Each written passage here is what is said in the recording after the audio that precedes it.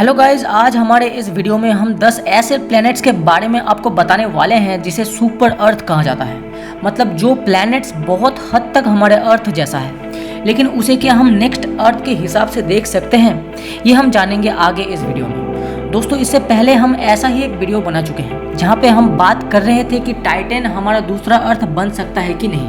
अगर आप लोगों ने अभी तक वो वाला वीडियो नहीं देखा है तो ज़रूर उस वीडियो को देख के आइए। डिस्क्रिप्शन बॉक्स में आप लोगों को उस वीडियो का लिंक मिल जाएगा। सो ज़्यादा टाइम वेस्ट ना करते हुए शुरू करते हैं आज का वीडियो।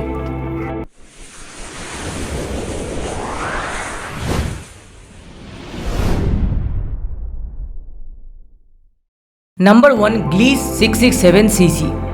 ग्लीस 667cc एक एक्सो प्लैनेट है जो हमारे अर्थ से 22 लाइट ईयर दूर मौजूद है।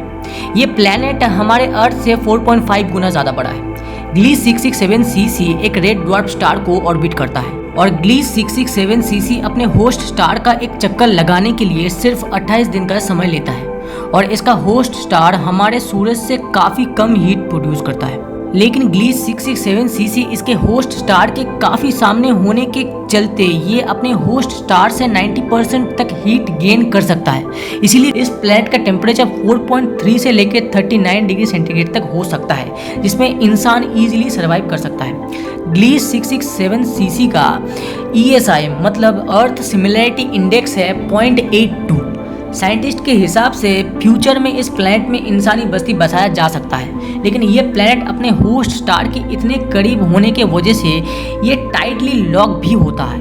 मतलब इसका एक साइड हमेशा सूरज की ओर रहेगा और दूसरा साइड हमेशा अंधेरे में, जो इंसानी बस्ती बसाने के लिए बिल्कुल ठीक नहीं है। Number 2, Kepler 22b। ये प्लैनेट भी एक एक्सो प्लैनेट है। ये प्लैनेट हमारे अर्थ से लगभग 600 लाइट ईयर दूर मौजूद है और हमारे अर्थ से लगभग 2.4 गुना ज़्यादा बड़ा है। ये प्लैनेट भी हमारे सूरज के तरह ही एक G क्लास स्टार का चक्कर लगाता है, लेकिन इसका होस्ट स्टार हमारे सूरज से छोटा है। ये प्लैनेट अपने स्टार के चक्कर लगाने के लिए 270 दिनों का समय लेता है। इस प्लैनेट का टेम्परेचर है -11 से लेके 12 डिग्री सेंटीग्रेड का, जहाँ पे इंसान सर्वाइव कर सकते हैं। केपलर 22b का ESI है 0.71 का। दोस्तों, ये प्लैनेट पानी से भरा एक प्लैनेट है। इस प्लैनेट में दूर दूर तक ज़मीन का कोई नामो निशान तक नहीं है, सिर्फ पानी और पानी। साइंटिस्टों के हिसाब से इस प्लैनेट में जीवन का अस्तित्व पहले से ही हो सकता है और वो जीवन पानी के अंदर किसी परेशानी के बिना ही रह सकती है, पर इंसानों के केस में ऐसा नहीं है। लेकिन चलो फिर भी हम मान लेते हैं कि हम लोग टेक्नोलॉजी की मदद से वहाँ पे रह सकते हैं। पर दोस्तों, हम लोगों को जो सबसे बड़ा प्रॉब्लम फेस करना पड़ेगा वो है कि केपलर 22b हमारे अर्थ से लगभग 600 लाइट ईयर दूर मौजूद है। मतलब केपलर 22b तक जाने के लिए हमें 22 मिलियन ईयर्स का वक्त लग जाएगा। मतलब आप अपने मंजिल पे पहुँचने के बहुत साल आगे ही मर जाएंगे। खैर, इन फ्यूचर अगर कोई ऐसा स्पेसशिप आविष्कार हो सके जो हमें केपलर 22b में कम समय में पहुंचा पाए, तो फिर वहां पे इंसानी बस्ती बसाने के बारे में सोचा जा सकता है, लेकिन तब भी हमें बहुत सी डिफिकल्टीज का सामना करना पड़ेगा। Number 3, Kepler 69c। ये प्लैनेट हमारे अर्थ से 2700 लाइट ईयर दूर मौजूद है और ये प्लैनेट हमारे अर्थ से 70 गुना ज़्यादा बड़ा है। इसीलिए इस प्लैनेट की कॉम्पोजिशन मतलब गठन के बारे में साइंटिस्ट भी अभी तक डाउट में है। केपलर 69c अपने होस्ट स्टार के चक्कर लगाने में 242 दिन का समय लगाता है। इस प्लैनेट का होस्ट स्टार 80% हमारे सूरज जितना उज्जवल है। केपलर 69c का टेम्परेचर 52 डिग्री सेंटीग्रेड तक हो सकता है। साइंटिस्ट इस प्लैनेट को रहने लायक मानते हैं, लेकिन ये प्लैनेट भी हमारे अर्थ से बहुत ज़्यादा दूरी में मौजूद है, 2700 लाइट ईयर दूर। मतलब केपलर 22b से भी 4.5 गुना ज़्यादा दूर। मतलब फिलहाल इस प्लैनेट पे अभी बसेरा बसाना नामुमकिन है। Number 4, Kepler 62f। यह प्लैनेट हमारे अर्थ से 1200 लाइट ईयर दूर मौजूद है, जो एक रेड ड्वार्फ स्टार का चक्कर लगा रहा है। केपलर 62f अपने होस्ट प्लैनेट को ऑर्बिट करने के लिए 267 डेज का समय लेता है और ये प्लैनेट अपने सोलर सिस्टम में हैबिटेबल जोन पे मौजूद है। केपलर 62f हमारे अर्थ की तुलना में अपने स्टार को ज़्यादा करीब से ऑर्बिट करता है, लेकिन इसका होस्ट स्टार हमारे सूरज की तुलना में कम हीट प्रोड्यूस करता है। इसलिए इस प्लैनेट का टेम्परेचर -35 डिग्री सेंटीग्रेड है। मतलब रहने के लिए उतना ज़्यादा अनुकूल नहीं है। ये प्लैनेट हमारे अर्थ से 40 गुना ज़्यादा बड़ा है। साइंटिस्ट इस प्लैनेट की भी कंपोजिशन को लेके दुविधा में है, फिर भी वो लोग इस प्लैनेट में चट्टान और समुंदर होने का दावा करते हैं। Number 5 Kepler 186f। ये प्लैनेट हमारे अर्थ से लगभग 500 लाइट ईयर दूर मौजूद है और ये प्लैनेट हमारे अर्थ से 40 गुना ज़्यादा बड़ा है। ये प्लैनेट भी एक रेड ड्वार्फ स्टार का चक्कर लगा रहा है। केपलर 186f 130 दिन में अपने होस्ट स्टार का चक्कर लगाता है और ये अपने सोलर सिस्टम में हैबिटेबल जोन में मौजूद है। हालांकि ये प्लैनेट हैबिटेबल जोन के आउटर एज में मौजूद है। अर्थ सन से जितना एनर्जी गेन करता है उसका मात्र 1/3 एनर्जी केपलर 186f अपने स्टार से गेन करता है, इसीलिए ये प्लैनेट काफ़ी ज़्यादा ठंडा है। केपलर 186 का टेम्परेचर है लगभग -85 डिग्री सेंटीग्रेड का, जो इंसानों के रहने के लिए अनुकूल नहीं है। Number 6 Kepler 442b। ये प्लैनेट भी एक एक्सो प्लैनेट है जो अर्थ से करीब 33 गुना ज़्यादा बड़ा है। ये प्लैनेट होस्ट स्टार के एक चक्कर लगाने में टोटल 112 दिनों का टाइम लगाता है। According to NASA Kepler 442b earth से 1194 लाइट ईयर दूर मौजूद है, जो कि 2015 में अनाउंस्ड किया गया था। 2021 में monthly notices of the royal astronomical society से एक बात पता चलता है कि केपलर 442b अपने होस्ट स्टार से इतना लाइट रिसीव करता है जिससे उस प्लैनेट में एक सस्टेनेबल बायोस्फीयर तैयार होता है, जो इंसानों के बसेरा बसाने के लिए बहुत ज़्यादा ज़रूरी है। लेकिन हमारे सामने प्रॉब्लम है प्लैनेट से दूरी, जो अभी तो हमारे लिए सबसे इनिशियल प्रॉब्लम है। बहुत से रिसर्चर्स तो ये भी मानते हैं कि केपलर 442b में फोटोसिंथेसिस भी हो सकता है, जो एक बहुत बड़ी बात है। Number 7 Kepler 452b। ये वाला प्लैनेट भी 2015 में पहली बार हमारे सामने आता है। अकॉर्डिंग टू नासा यही पहला ऐसा एक प्लैनेट है जो हमारे सूरज के साइज के तरह ही एक होस्ट स्टार को चक्कर लगाता है।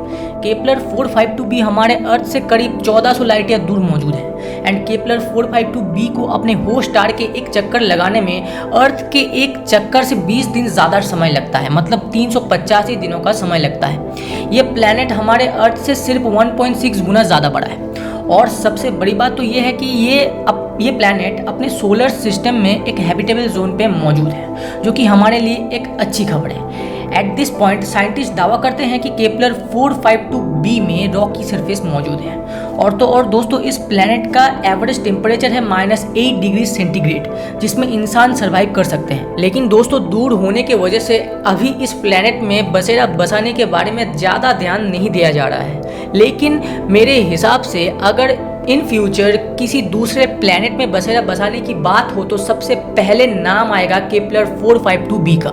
Number 8 Kepler 1649c। ये एक नॉर्मल प्लैनेट है जो सूरज की ही तरह एक स्टार का चक्कर लगाता है। हालांकि केपलर 1649c को पहले एक एक्सो प्लैनेट समझा गया था, लेकिन 2020 में नासा इसको एक प्लैनेट का दर्जा देता है। ये प्लैनेट अपने होस्ट स्टार के एक चक्कर लगाने में 19.5 दिन का समय लेता है। इस प्लैनेट के एवरेज टेम्परेचर है -39 डिग्री सेंटीग्रेड, जो इंसानों के लिए उतना भी अच्छा नहीं है।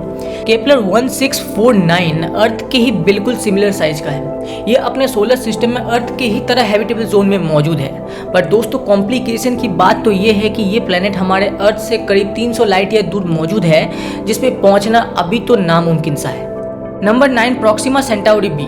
यही एकमात्र ऐसा एक्सो प्लैनेट है जो अर्थ से बहुत पास मौजूद है। अगर हम हमारे वीडियो में बाकी प्लैनेट्स को देखें तो प्रॉक्सिमा सेंटाउरी बी हमारे अर्थ से सिर्फ 4 लाइट ईयर दूर मौजूद है according to exoplanet exploration by NASA.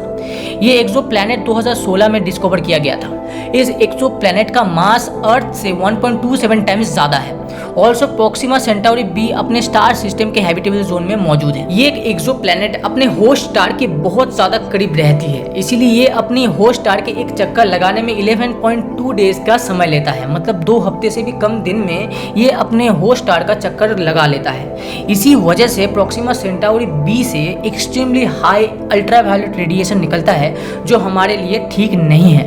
And इस प्लैनेट की एवरेज टेम्परेचर -39 डिग्री सेल्सियस है, जो बहुत कम है। इस हिसाब से देखा जाए तो ये प्लैनेट पृथ्वी वासियों के लिए रहने लायक बिल्कुल भी नहीं है। बट प्रॉक्सिमा सेंटाउरी बी में रोबोटिक एक्सप्लोरेशन किया जा सकता है, जिससे हमें उस प्लैनेट में कुछ ऐसे चीज़ मिल सकते हैं जिससे हमें बाद में फ़ायदा हो पाए।